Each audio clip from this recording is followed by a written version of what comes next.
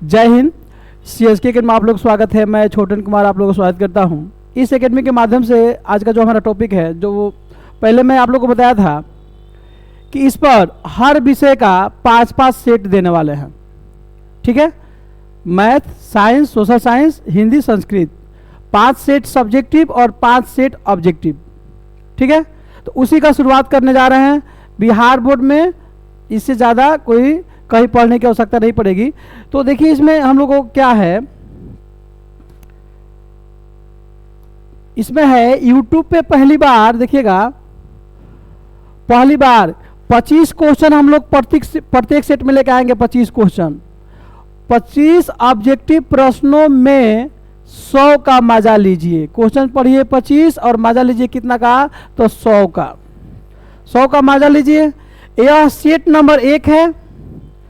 पढ़ाई से ग्रसित बच्चे जरूर देखें। जितने लोग पढ़ाई से ग्रसित है ऑब्जेक्टिव से, ये जो हमारा है क्लास 10th विज्ञान या साइंस, अब 100% यहीं से सब प्रश्न आएगा।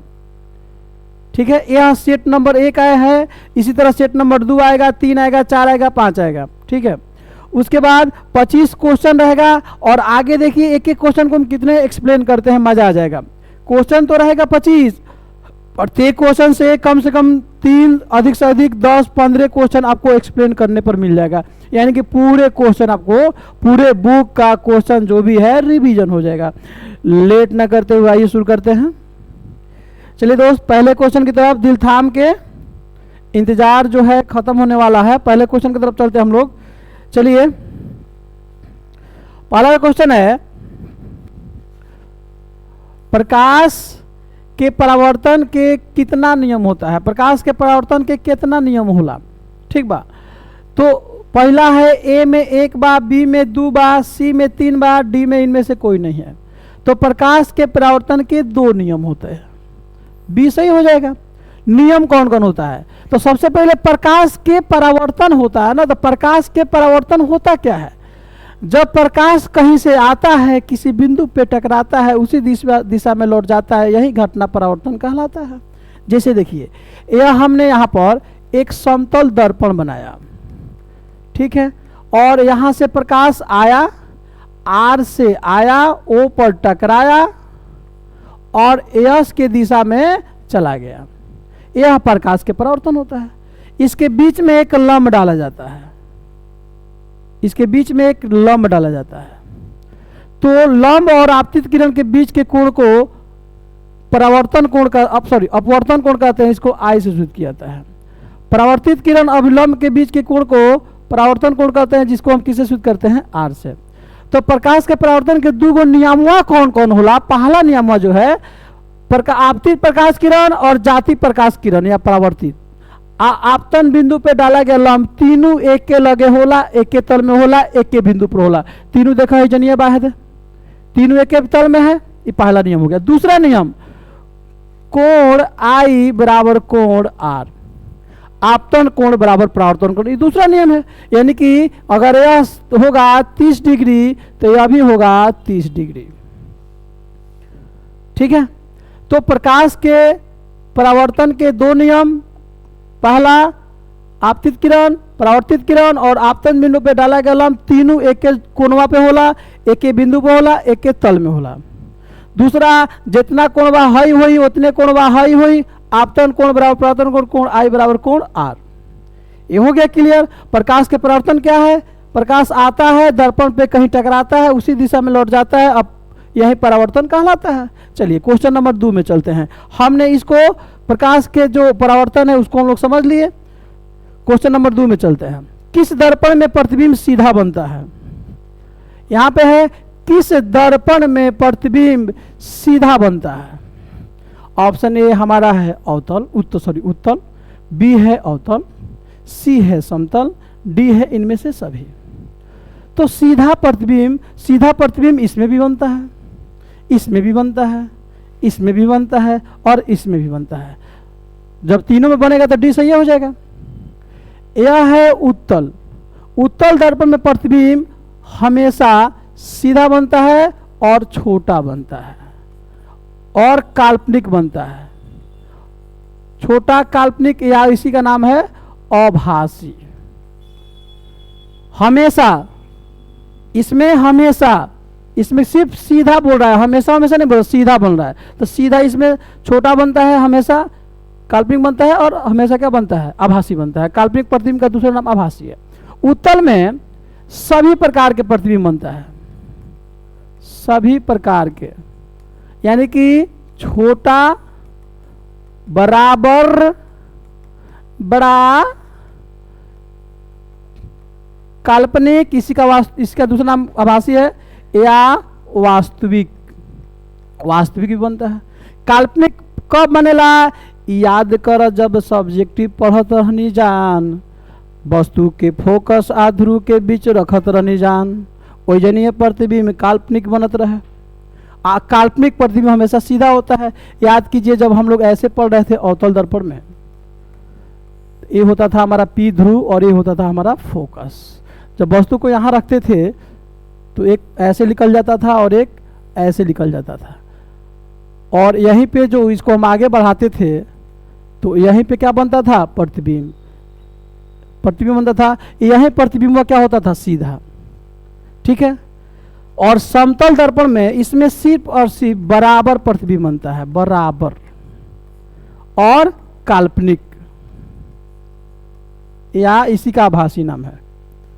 तो इसका उपयोग साइड मिरर में, इसका जो होता है बड़े परावर्तक में, जैसे एथी हजामती, और इसका हम लोग के घर में जो ऐनक होता है ना, शीशा, ऊ होला। तो हम लोग एक क्वेश्चन से कम इसमें 5-7 गो ऑब्जेक्टिव हम लोग कवर कर लिए कि होता क्या है, किसमें क्या होता है। वीडियो को देखिएगा और मजा लीजिएगा। चलते हैं क्वेश्चन नंबर 3 पे। देखिए, जिसको याद किया था हमने वही अभी है आया, आप लोग बाबू इसका आंसर कैसे आप लोग पाया। हजामती में किस दर्पण का उपयोग किया जाता है, उत्तल, अवतल, समतल, कोई नहीं। तो हजामती में होता है अवतल। उत्तल होता है साइड मिरर में, साइड मिरर मतलब होता है शीशा। जब हम लोग गाड़ी चलाते हैं ना तो साइडों में लगा रहता है, इसे देखते हैं इसी में। वो साइड मिरर जो होता है ना, पीछे से कौन गाड़ी आ रहा जा रहा है उसको दिखाता है। ठीक है ना। और इसका उपयोग किया जाता है हजामती में, क्यों? क्योंकि इसमें प्रतिबिंब क्या बनता है, बड़ा। दाढ़ी को बड़ा बड़ा करके दिखाएगा, छीलने वालों को मजा आएगा और आपको भी नहीं बुझाएगा। ये हो गया हमारा इसमें। हाई में बराबर बनता है, तो ये घर में हमने के मुंह देखेंगे ऐसे ऐसे झाड़ती है, देखते हो लड़कियां सब झाड़ती है, मेकअप मारती ऐसे करके। चलिए, ये हो गया हमारा क्वेश्चन नंबर 3। 4 नंबर में हम लोग चलते हैं। 4 नंबर, मानव नेत्र में कौन सा लेंस होता है? वाह, ओ माय गॉड। उत्तल लेंस, अवतल लेंस, समतल, कोई नहीं। समतल लेंस वो ना होला, उत्तल अवतल, उत्तल अवतल। देखिए, तो मानव नेत्र में जो लेंस होता है वो होता है उत्तल लेंस। उत्तल लेंस ऐसे होता है, इसकी आकृति ऐसे बनती है। जिस लेंस के किनारे के भाग है, यह किनारा के पतला, बीच के भाग होता है मोटा, उसे हम उत्तल लेंस कहते हैं। यह होगा अवतल लेंस। इसमें क्या होता है, ऐसे बनता है इसका आकृति। इसका किनारे का भाग क्या होता है, मोटा, और बीच के भाग होता है पतला। बीच में देखिएगा पतला है, किनारे मोटा है, चौड़ा है। चलिए, अब हम लोग दर्पण पढ़े हैं, तो अवतल दर्पण में सभी प्रकार के प्रतिबिंब बनता है, तो उसी तरह उत्तल लेंस में सभी प्रकार के प्रतिबिंब बनता है। लेंस जब पढ़िएगा तो दर्पण और लेंस अलग अलग होता है। अवतल दर्पण में सभी प्रकार के प्रतिबिंब, और यहाँ पे उत्तल लेंस में सभी प्रकार के प्रतिबिंब बनता है, छोटा, बड़ा, एफ पर 2f पर ऐसे करके सब बनता है। चलिए, तो यह हो गया हमारा। इसमें आप लोगों को लेंस सूत्र भी आ गया, पढ़ सकते हैं। 1/f बराबर 1/u माइनस 1/v। नहीं, यहाँ पे भी यहाँ पे हो जाता है, सीधा सीधा तनिक उल्टा हो गई बा, एकरा के तनिक पलट दो। 1/v माइनस 1/u, ई होता है लेंस सूत्र। आप बीच में जोड़ दे देबो तो वो हो जाए दर्पण सूत्र। चलिए, यहाँ तो कोई दिक्कत नहीं होना चाहिए। Question number 5। निकट दृष्टि दोष को दूर करने के लिए किस लेंस से बने चश्मे का उपयोग किया जाता है? ए में उत्तल, बी में अवतल, सी में ए और बी दोनों, डी में इनमें से कोई नहीं। तो निकट दृष्टि दोष क्या होता है? निकट की दिखाई दे, दूर के दिखाई नहीं दे, उसे हम निकट दृष्टि दोष कहते हैं। इसमें कौन लेंस का प्रयोग किया जाता है? अवतल लेंस से बने चश्मे का प्रयोग किया जाता है, क्योंकि अवतल लेंस से बने चश्मे का प्रयोग किया जाता है। ठीक है, अब देखिए निकट में क्या होता है? निकट दृष्टि दोष, जब आंख में एगो बीमारी होला, आंख में बीमारी 4 गो होता है। एक में होता है निकट, निकट दे नहीं बा, निकट दृष्टि दोष, दृष्टि दोष, और दूसरा में है दीर्घ, तीसरा में है जरा, और चौथा में है जो आप लोगों को पढ़ना है अबिंदुकता। तो 4 गो हम लोग को पढ़ना है। तो निकट में अवतल लेंस, दीर्घ में उत्तल लेंस, जारा में बायफोकल लेंस, और अभिमुखता में गोलीय बेलनाकार लेंस। तो इतना हम लोग जान गए। इसमें अवतल, अवतल लेंस, दीर्घ में उत्तल लेंस, इसमें बायोफोकल लेंस, बायोफोकल लेंस, और इसमें होता है गोलीय बेलनाकार, बेलनाकार लेंस। तो इसमें भी हम लोग समझ गए, जो एग्जाम में आता है इसी से क्वेश्चन आता है। क्वेश्चन नंबर 6 में देखिएगा खूब ध्यान से, चालक पदार्थ कौन है? तो सबसे पहले चालक को जानते हैं। चालक पदार्थ, जिस पदार्थ से विद्युत एक स्थान से दूसरे स्थान तक जाता है, जिस पदार्थ से बिजली एक स्थान से दूसरे स्थान तक जाता है, उसे हम चालक पदार्थ कहते हैं। तो चालक पदार्थ में क्या आता है? तार होला, जिसे हमने घर में जो वायरिंग होता है तार में ना, तो उसमें सोना, ए में है सोना, बी में है एल्युमिनियम, सी में है कॉपर, डी में है इनमें से सभी। तो सोना भी सही है, एल्युमिनियम भी सही है, कॉपर भी सही है, तो सब आंसर क्या हो जाएगा हमारा? डी हो जाएगा। सोना, एल्युमिनियम का तार, कॉपर भी होता है, लेकिन सोना देखो, सोना जो है इसे भी विद्युत जा सकता है, जाता भी है, लेकिन महंगा इतना होता है। अब बताइए, नाक में के बनाओ के पैसे नहीं के, तार कहाँ से बनेगा? और तार अगर कोनो बनाइए दिया सरकार, मान लीजिए दादा लड़का से पहले लड़कियां नोच देगी, बाप हो हमारे नाक में के पीतल में के पुराना हो गया है। तो ये होता है चालक पदार्थ हो गया। और एक आता है अचालक, जाने से विद्युत धारा एक स्थान दूसरे स्थान तक नहीं जाता है, जैसे मिट्टी, बालू, पत्थर, सूखल लकड़ी। ठीक बा। और सब्जेक्टिव जब पढ़ाएंगे तो सब वो आएगा। चलिए 7 नंबर, विद्युत विभव का ऐसे मात्रक क्या है? ए में है वोल्ट, बी में है कूलम्ब, सी में है ए और बी दोनों, डी में है कोई नहीं। तो वोल्ट क्या है? सही है। देखिए विद्युत विभव या में विभवांतर, ये दोनों का ऐसे मात्रक क्या होता है? वोल्ट। कूलम्ब जो होता है किसका ऐसे मात्रक होता है? आवेश का। उसके बाद कूलम्ब आवेश का हो गया। उसके बाद आता है विद्युत धारा का ऐसे मात्रक, तो एम्पियर हो जाएगा। विद्युत धारा का ले लेंगे, मक्खी महारानी की भाग जा। हाँ, उसके बाद हम ले लेंगे विद्युत धारा, तो इसका हो जाएगा एम्पियर। ये होता है विद्युत धारा का, विद्युत धारा कैसे मात्रक? एम्पियर। उसके बाद एक और आता है जिसका नाम है प्रतिरोध। प्रतिरोध का ऐसे मात्रक क्या होता है? ओम। यानी कि विभव विभवांतर का वोल्ट, कूलम्ब जो है आवेश का ऐसे मात्रक है, विद्युत धारा का एम्पियर और प्रतिरोध का ओम। इसी 4 गो से कितना बताया है? 2 गो और 3, 4, 5 गो। 5 गो में से एगो एग्जाम में भी करेगा, इसी में से कोई आएगा। उसके बाद हम लोग आगे बढ़ेंगे कि क्वेश्चन नंबर 8 पर, इनमें से कौन सा तत्व अधातु है? सोना, कार्बन, सिलिकॉन, इनमें से सभी। तो अधातु होता है कार्बन। कार्बन के परमाणु संख्या देखिए, कार्बन का संख्या C, परमाणु संख्या 6, द्रव्यमान संख्या 12। ठीक है, यह है अधातु। सोना क्या है? ई है बाबू धातु। सोना धातु है, क्या है? ई क्या है? उपधातु है। सिलिकॉन जिसका होता है Si 14। कार्बन, अब देखिए कार्बन जो होता है यह 3 प्रकार के बॉन्ड बना लेता है, एगो, दूगो और 3 गो, यानी कि एकल के साथ भी जुड़ेगा, डबल के साथ भी जुड़ेगा और ट्रिपल के साथ भी जुड़ जाता है। तो इसके बारे में इतना हम लोग सीख लिए। क्वेश्चन नंबर 9 है, निम्नलिखित में से नवीकरणीय ऊर्जा स्रोत कौन सा है? तो नवीकरणीय ऊर्जा स्रोत वैसा ऊर्जा स्रोत जो खत्म होने के बाद पुनः बनाया जा सकता है, आसानी से बन जाए, उसे हम नवीकरणीय ऊर्जा स्रोत कहते हैं। जैसे इसमें दिया ऑप्शन, कोयला ना हो, पेट्रोलियम नहीं होगा, ये आसानी से नहीं बनता है। हाँ, सौर ऊर्जा जो है ये हो जाएगा, डी सही हो जाएगा।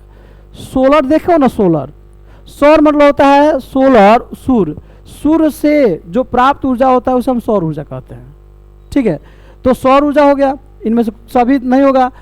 लेकिन कोयला जो है, इसको अगर बात किया जाए तो यह और यह, ये हो जाएगा अनवीकरणीय, अनवीकरणीय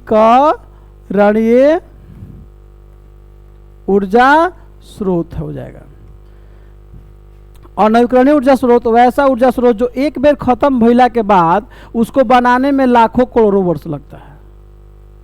ठीक है, तो सौर ऊर्जा हो गया। आगे बढ़ते हैं हम लोग, क्वेश्चन नंबर 10, संयोजन अभिक्रिया वियोजन अभिक्रिया के होता है। तो सबसे पहले संयोजन अभिक्रिया को समझें, ये है क्या? संयोजन अभिक्रिया जब 2 या 2 से अधिक तत्व या पदार्थ आपस में मिलकर एक नया तत्व या पदार्थ का निर्माण करते हैं। जैसे हाइड्रोजन और ऑक्सीजन जब मिलता है तो क्या बनाता है? जल बनाता है, जल बनाता है। इसको बैलेंस करने के लिए, दोनों समीकरणों को संतुलित करने के लिए दूसरे हम क्या करते हैं, ऐसे ऐसे कर देते हैं ताकि तत्वों को संख्या बराबर हो जाए। इसको क्या कहते हैं? इधर वालों को क्या कहते हैं? अभिकारक। इसको प्रतिपल या उत्पाद भी कहते हैं। तो ये हो गई संयोजन अभिक्रिया। लेकिन जब जल को पुनः गर्म करेंगे तो यह हाइड्रोजन, जल को जब हम गर्म करेंगे तो हाइड्रोजन प्लस ऑक्सीजन में क्या होता है? टूट जाता है। यानी कि वियोजन का मतलब होता है टूटना। वियोजन, तो ये हो जाएगा वियोजन अभिक्रिया। वियोजन, वियोजन मतलब होता है टूटना। तो संयोजन में 2 गो जुट रहा है और एगो नया बना रहा है। अब वियोजन में 2 गो एगो टूट रहा है और 2 या 2 से अधिक को नया बना रहा है। तो इसमें जुटना, इसमें टूटना, उल्टा हुआ। तो एक दूसरे क्या हुआ? एक समान नहीं होगा, एक दूसरे के विपरीत। हाँ, ऐसा ही हो जाएगा। तो संयोजन अभिक्रिया वियोजन अभिक्रिया के एक दूसरे क्या है? विपरीत है। संयोजन में जुड़ के नया बनता है और वियोजन में टूट के नया बनता है। चलिए उसके बाद आगे बढ़ते हैं हम लोग। 11, सल्फर के परमाणु संख्या ए में है 20, बी में है 9, सी में है 16, डी में है इनमें से कोई नहीं। देखिए 20 पे आता है कैल्शियम जो धातु है, 9 पर आता है फ्लोरीन, क्लोरीन ना फ्लोरीन, जिसका संकेत होता है F, जो अधातु है। 16 पे आता है सल्फर, यस। अब देखिए तो सल्फर के परमाणु संख्या कितना हो गया? 16। तो हमारा सी आंसर सही हो जाएगा, इनमें से कोई नहीं होगा। आगे बढ़ते हैं हम लोग। देखिए खूब ध्यान से, 12 नंबर, अम्लीय विलयन का पीएच मान कितना होता है? अम्लीय विलयन पूछ रहा है, तो सबसे पहले हम अम्ल को समझेंगे। वह पदार्थ जो खट्टा लगे, वह पदार्थ जिसका स्वाद खट्टा हो, वह पदार्थ जो लड़कियों को पसंद हो, वह पदार्थ जो खाने में खट्टा लगे, वह पदार्थ जो अचार हो, उसे हम अम्ल कहते हैं। तो अम्लीय विलयन का पीएच मान कितना होता है? ए में है 7 से कम, बी में है 7 से अधिक, सी में है 7। तो हमारा आंसर हो जाएगा ए, 7 से कम। अब प्रश्न आता है 7 से अधिक क्या होता है, तो ये होता है क्षारीय विलयन। और 7 पर जो होता है इसका नाम है उदासीन विलयन। उदासीन विलयन में होता है शुद्ध जल। शुद्ध जल का पीएच मान कितना होता है, 7। अब यह क्वेश्चन आपके एग्जाम में हमेशा पूछा जाता है, हमेशा पूछा जाएगा। 7 से कम, 7 से ज्यादा, 7 है हम। ठीक है, लड़कियों को पसंद है उसे अम्ल कहते हैं, पीएच मान 7 से नीचे होता है। लड़कों का पसंद है उसे क्षारक कहते हैं, जैसे होता है चूना, पान लोग खाता है ना चूना मिला मिला के, हम भाई पानी पीते हैं, सीधा सीधा बात है। 7 उदासीन है, इसमें कोई प्रकार के कड़वाहट और खटापन नहीं होता है। उसके बाद आता है 13 नंबर, नमक का रासायनिक सूत्र। ए में है CO, बी में है HCl और सी में है NaCl। CO मतलब होता है कार्बन मोनोऑक्साइड, कार्बन मोनोऑक्साइड। जो धुआं हुआ होता है ना, कोई पदार्थ जलता है तो धुआं, उसमें कार्बन मोनोऑक्साइड पाया जाता है। HCl मतलब होता है यह अम्ल है। कौन अम्ल, हाइड्रोक्लोरिक अम्ल, जो अमाशय में पाया जाता है, अमाशय में पाया जाता है। अमाशय मतलब पेटवा जो होता है ना, उसी में पाया जाता है। और NaCl इसका नाम है सोडियम क्लोराइड, सोडियम क्लोराइड, इसी को नमक कहते हैं। सोडियम क्लोराइड इसका रासायनिक नाम है और नमक इसका हिंदी नाम है, और NaCl उसका क्या है, सूत्र है। ये हमारा हो गया। कौन क्या है आपको हो गया यहाँ पे। HCl अम्ल है, वो भी कौन अम्ल है, परबल अम्ल है, बहुत ज्यादा खट्टा है। कहाँ पर आता है, पेट के अमाशय में, पाचन में सहायक। NaCl सोडियम क्लोराइड क्या है, नमक का सूत्र। सोडियम क्लोराइड क्या है, नमक का रासायनिक नाम हो। चलिए उसके बाद, और CO इसके पहले जो था CO, ई बाबू गैस है। CO जो है यह गैस होता है, हाँ यह CO है, यह गैस है, जिसे कार्बन डाइऑक्साइड गैस, ये भी गैस है। चलिए उसके बाद हम लोग चलेंगे 14 नंबर, चींटी के डंक में कौन सा अम्ल पाया जाता है। तो चींटी के डंक में क्या पाया जाता है, तो अम्ल। कौन सा, ऑप्शन ए ऑक्जेलिक अम्ल, ऑप्शन बी फॉर्मिक अम्ल, ऑप्शन सी लैक्टिक अम्ल, ऑप्शन डी नहीं है तो मान लीजिए यहाँ पे कोई नहीं, मान लो का दिक्कत, माना मनोला में कोनो घटा तो बाना। ऑक्जेलिक अम्ल किस में पाया जाता है, टमाटर में, टमाटर। फॉर्मिक अम्ल का दूसरा नाम क्या है, मेथेनोइक अम्ल, मेथेनोइक अम्ल। ठीक है ना। हाई हो गई कॉमन नेम, हाई हो गई यूपक नेम, यानी कि ये साधारण नाम हो गए, हाई साइंस के नाम हो गए। और ये चींटी के डांक में पाओल जाला, आंसरवा बी सही हो जाए।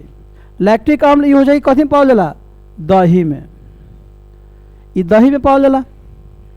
एग्जाम में आता है कि चींटी के डंक में कौन पाता है, लेकर सुन, ए सर जी फॉर्मिक अम्ल ना देले रहला, उहे सही भइल, आडी में से कौनो नहीं दिया था, हम क्या करें। अरे जब नहीं दिया था तो अब देखिए फॉर्मिक अम्ल, मेथेनोइक अम्ल भी दिया होगा, इसीलिए सब चीज को एक्सप्लेन कर दिया गया है।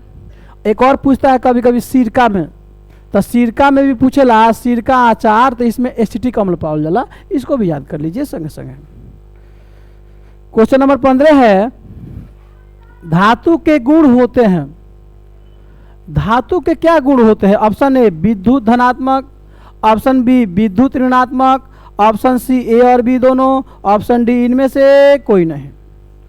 तो धातु के गुण जो होते हैं, तो सबसे पहले धातु किसे कहते हैं, वह पदार्थ जो ऊष्मा और विद्युत का चालन करे, आघातवर्ध एवं तन हो, उसे हम धातु कहते हैं। धातु विद्युत धनात्मक होते हैं। क्या होते हैं, विद्युत, ये सही है। अब आप लोग प्रश्न है कि सब धनात्मक मन होला का, यानी कि धातु इलेक्ट्रॉन को देते हैं। कैसे देते हैं, आइए समझिए। मान लीजिए हमने लिखा है सोडियम धातु, सोडियम, सोडियम ये धातु है, इसका संकेत होता है Na, परमाणु संख्या होता है 11।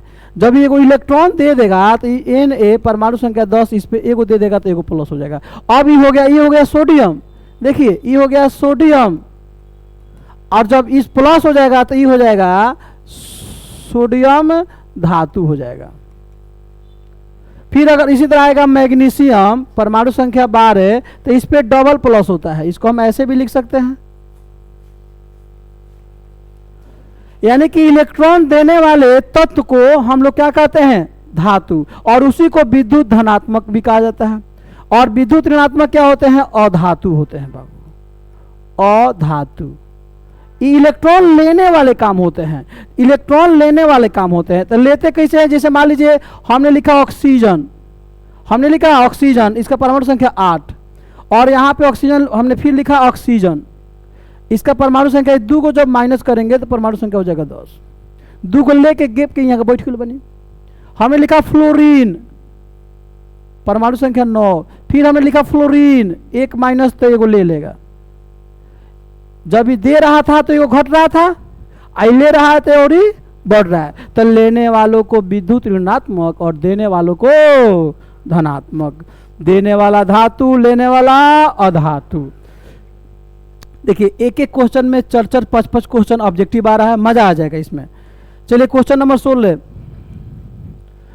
कार्बन और कार्बन के बीच कितना आबंध हो सकता है। बाप हो बाप, ए में 1 है, बी में 2 है, सी में 3 है और डी में इनमें सभी है। एक कार्बन हो गया, इसके बीच तो कार्बन कार्बन के बीच एक और बॉन्ड भी होगा, ये भी सही है। कार्बन कार्बन के बीच डबल बॉन्ड भी होता है, 2 गो भी हो, ये भी सही है। कार्बन कार्बन के बीच ट्रिपल बॉन्ड होता है, ये भी सही है। तो सभी सही है तो क्या हो जाएगा, डी सही हो जाएगा। तो हमारा आंसर हो जाएगा डी।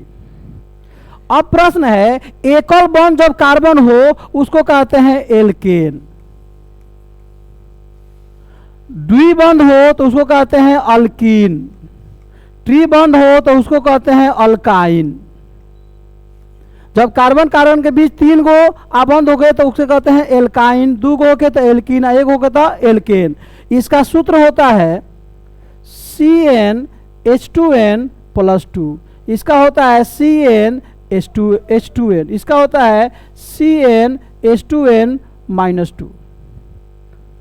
यह जो होता है संतृप्त हाइड्रोकार्बन होता है, इसको कहते हैं संतृप्त हाइड्रोकार्बन।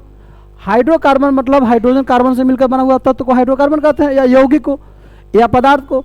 और यह होता है असंतृप्त हाइड्रोकार्बन, इसको कहते हैं असंतृप्त, असंतृप्त।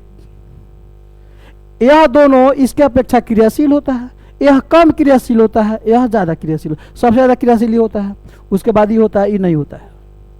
बहुत कम माने ढेर 10 बेर गरिएब तो 1 बेर कही का हो, कहा गरियाओ तरह आ, इसको 1 बेर कह दे रे तोरा आए हमको गरिया, लुठा बांस मारेंगे, मार के लोले कूच देंगे साहब। आ इसको बोलिएगा 2 बेर, अरे का हो, नहीं बुझात, बुझाता, कम बोल बाबू कम बोल। इस पे कोई विशेष फर्क नहीं पड़ता है, लेकिन इस पे सबसे ज़्यादा टेढ़िया है, ज़्यादा बोलिएगा तुरंत झगड़ा कर लेगा। 1 बेर बोलिएगा ए के हो तो कही तार बाबूजी, मैं तन को बर्दाश्त नहीं करता ससुराई, इसलिए क्रियाशील है। इसको कहते हैं सिग्मा बॉन्ड, इसमें होता है पाई बॉन्ड। पाई बॉन्ड कमजोर होता है, सिग्मा बॉन्ड स्ट्रॉन्ग होता है, स्ट्रॉन्ग। समझ जा, लव मैरिज अरेंज मैरिज। तो देखिए इसमें हम लोग कम से कम 8 से 10 प्रकार के क्वेश्चन को सॉल्व किए। आगे बढ़ते हैं हम लोग, क्वेश्चन नंबर कितना 16 हो गया, 17 में मेंडलीफ है, ही मंडलीफ नहीं है। मेंडलीफ के आवर्त सारणी में कितने आवर्त हैं, तो ए में है 7, बी में है 6, डी में है 18, डी सी में 18, डी में कोई नहीं। तो मेंडली के आवर्त सारणी में 7 गो आवर्त होते हैं।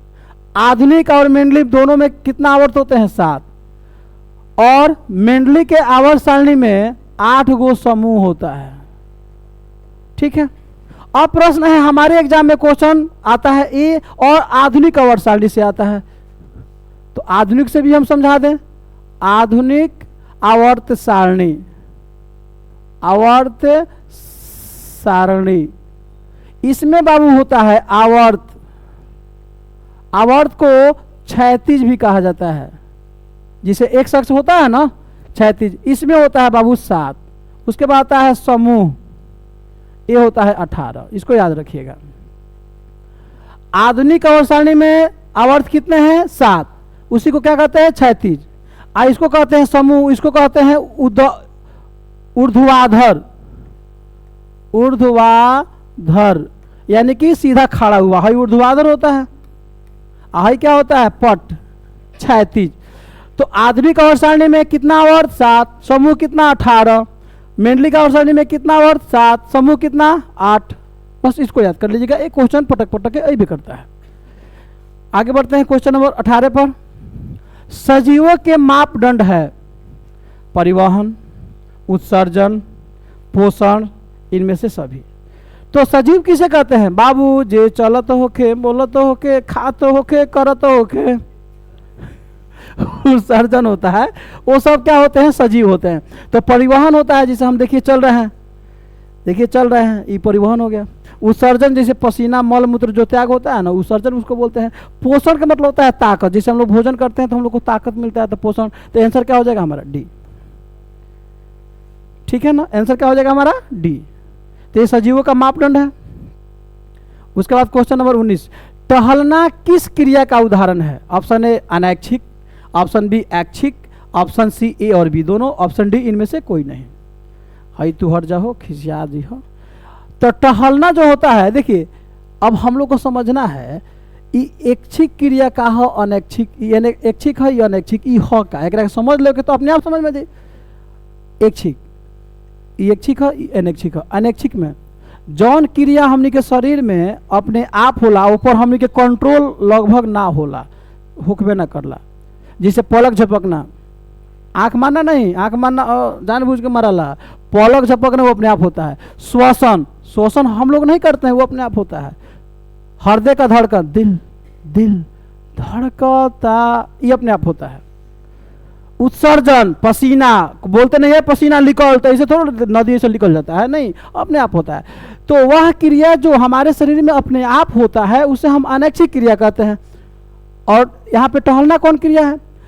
तो अनैच्छिक समझ गए। ऐच्छिक ऐसे क्रिया जिसपे हम कंट्रोल है हमारा, हम चाहेंगे तभी होगा, जैसे टहलना, दौड़ना, खाना, बोलना, रोना, चिल्लाना, गीत गाना। मुझे तो तेरी लत लग गई लग, तो मैंने सोचा, मैंने इस पे मेरा कंट्रोल है, मैं चल रहा हूँ, चल रहा हूँ, इस पे मेरा कंट्रोल है। तो ये कौन क्रिया होता है? ऐच्छिक। तो ये हमारा सही हो जाएगा, जिसपे हमारा कंट्रोल हो ऐच्छिक, जिसपे कंट्रोल नहीं हो अनैच्छिक।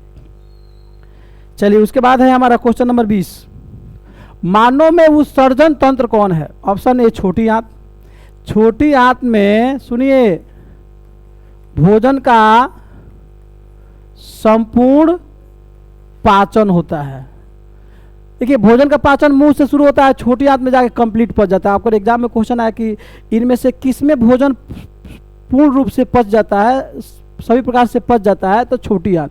आज छोटी आंत के बाद से चला जाता है बड़ी आंत। बड़ी आंत में भोजन पचता नहीं है, पानी सूख जाता है, उसके बाद मलाशय के द्वारा नीचे एनस के द्वारा चला जाता है, मलाशय में लेट्रिन बाहर निकल जाता है। फेफड़ा, ये परिवहन का काम करता है। ये क्या करता है? फेफड़ा परिवहन का काम करता है। नेफ्रॉन, ये किसका काम करता है? उत्सर्जन का। तो क्या हो जाएगा हमारा आंसर? सी। डी नहीं होगा, सी सही हो जाएगा। ब्रिक या नेफ्रॉन यह उत्सर्जन का काम करता है। क्वेश्चन नंबर कितना हो गया हमारा? 20 हो गया। 21, मानव मादा जनन अंग है। ऑप्शन ए गर्भाशय, बी वृषण, सी शुक्राणु, डी इनमें से सभी। तो मादा का जो होता है वो गर्भाशय होता है। यह किसका है? तो नर का। यह किसका है? तो नर का। नर में एक और आता है जिसका नाम है शीशन। मादा में आता है, इसमें योनि आएगा, आपका एग्जाम में इसी में से क्वेश्चन आएगा। फैलोपियन नलिका आएगा, फैलोपियन नलिका, ये सब मादा का होता है। और पुरुष का हई हई हई हई। तो मादा को याद कर लीजिएगा। मादा में जो होता है, देखिए गर्भाशय में भी 3 प्रकार के हार्मोन रिलीज होता है। 3 प्रकार के हार्मोन्स रिलीज होता है। एक में है, एक में लिख देते हैं रिलैक्सिन, रिले आधा क सी न रिलैक्सिन। दो में है पोजीस्टेरोन। तीन में है एस्ट्रोजन। और हम लोग को जो नर में आता है सबसे बेसी, आपके एग्जाम में इसी को याद करना है, जिसका नाम है टेस्टोस्टेरोन। इसको याद कर लीजिएगा।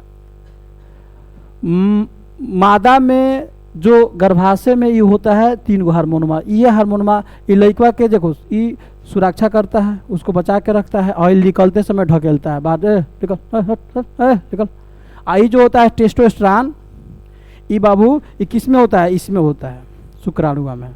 शुक्राणु बनता किस में है? हेकरा में। निकलता कौन रमा है? हेकरा में है। तो ये हो जाएगा।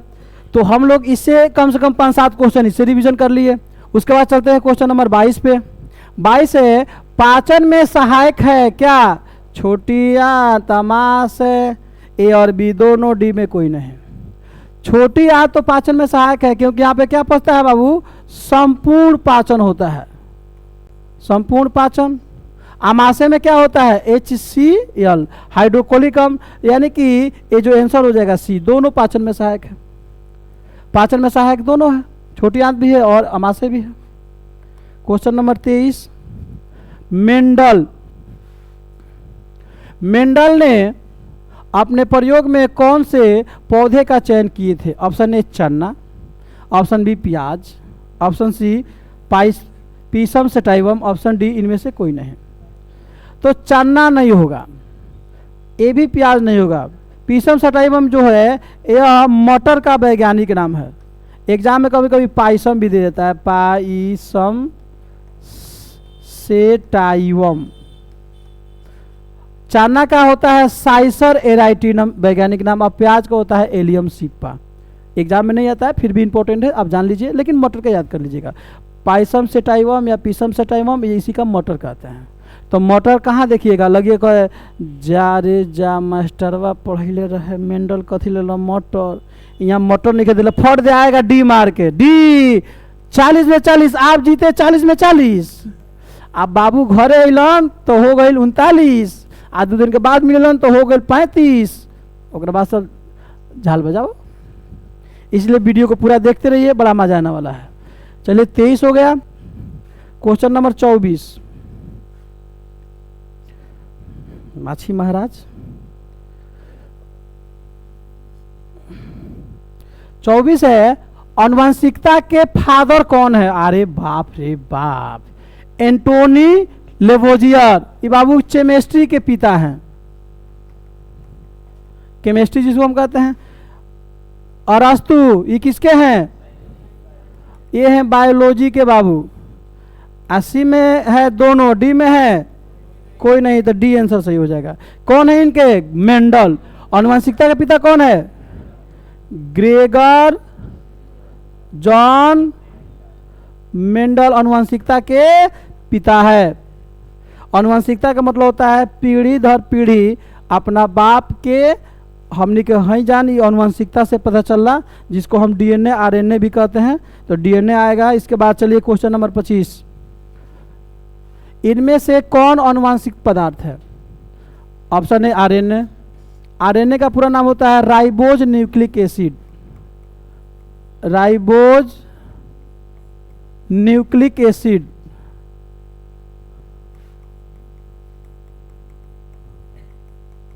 और डीएनए का होता है डीऑक्सीराइबोज न्यूक्लिक एसिड, बस डी लगा दीजिए, डीऑक्सीबोज न्यूक्लिक एसिड। और सी में है बी, ए और बी दोनों, डी में है इनमें से कोई नहीं, तो ये हमारा हो जाएगा बी। यही है आनुवांशिक पदार्थ। इसी से पता चलता है कि हम अपने माता पिता के संतान है, और यही पीढ़ी दर पीढ़ी बाबा के पापा में, पापा के मेरे में, मेरे को बेटा में, उसके बाद नाती में, उसके बाद पनाती में, उसके बाद एक और ही नाती में, उसके बाद से बस आप लोग समझ लीजिए। तो ये रहा हम लोग का 25 क्वेश्चन, जो मजा 100 से ज़्यादा दिया। ऐसे ही वीडियो देखने के लिए चैनल को सब्सक्राइब कर लीजिए, वीडियो को शेयर करना ना भूलिए। Thank you very much.